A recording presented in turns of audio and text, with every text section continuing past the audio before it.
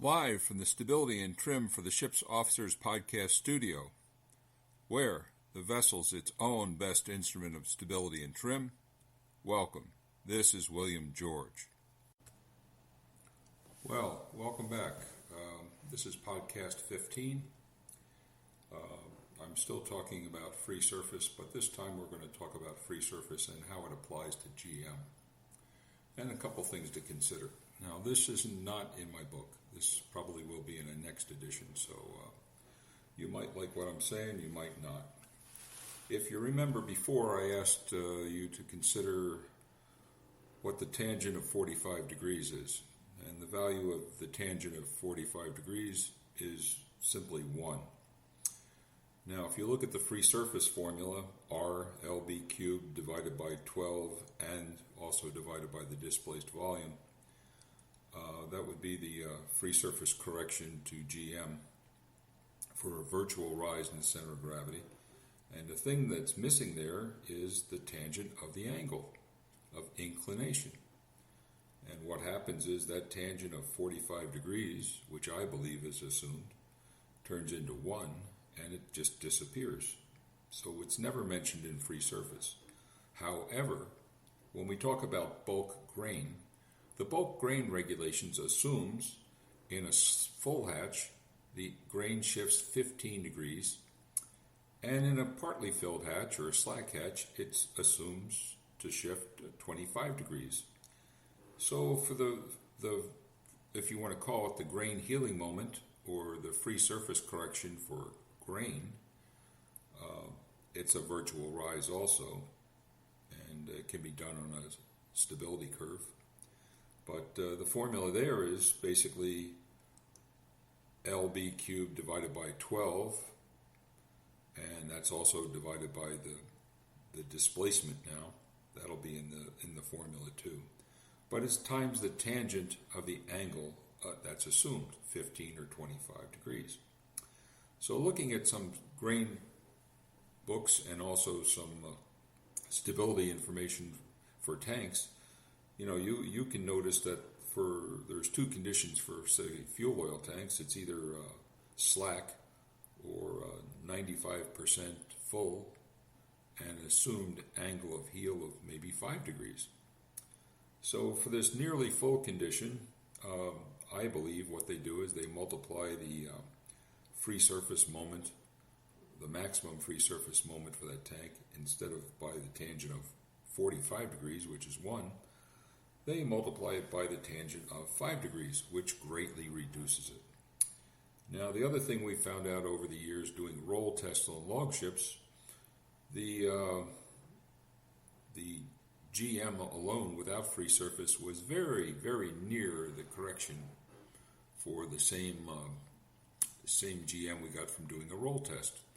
Now, when we did the roll test on these big log ships, basically they had a free surface correction of about 30 centimeters, and on paper, and in reality, what we saw in the roll test, it was maybe only 1 centimeter. And if you took the tangent of 2 degrees times the full 30 centimeter GM, you got just about 1 centimeter of correction in reality.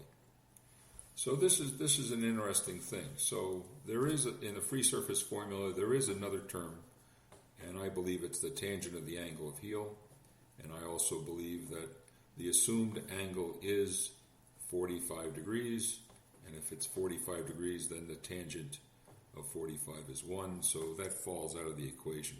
So that's how we get to use the one we have now. But this brings us up to another interesting question.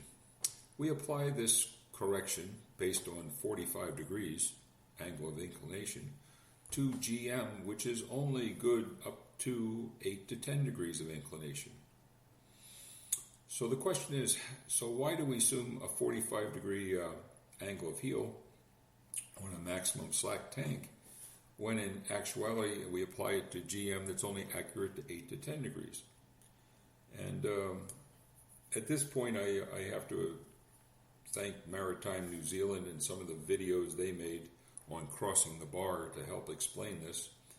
And what happens when a boat or small vessel is on a huge wave, when it's on top of the crest and upright, its freeboards are basically the same. And as this wave passes very quickly underneath the boat is inclined to the slope of the wave. The freeboards don't change on either side. It's just like a bus on a hill. Only it's like a bus on a hill that's covered with ice, and the boat is actually sliding down the hill, sideways or whatever attitude it has relative to the wave. Now, because the freeboards in this sudden inclination due to the surface of the wave inclines the vessel, the freeboards really don't change, and the vessel itself doesn't know it's inclined. However, the liquids in the tanks are relative to the horizon, and you could have a big steep incline on the vessel relative to the horizon, but the vessel itself relative to the surface of the slope of the wave isn't.